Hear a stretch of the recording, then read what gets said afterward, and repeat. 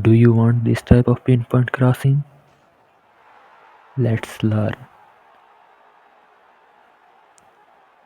First of all, you have to select a winger with good passing and player skill pinpoint crossing, such as I have David Beckham on the right wing and I have Di Maria on the left wing.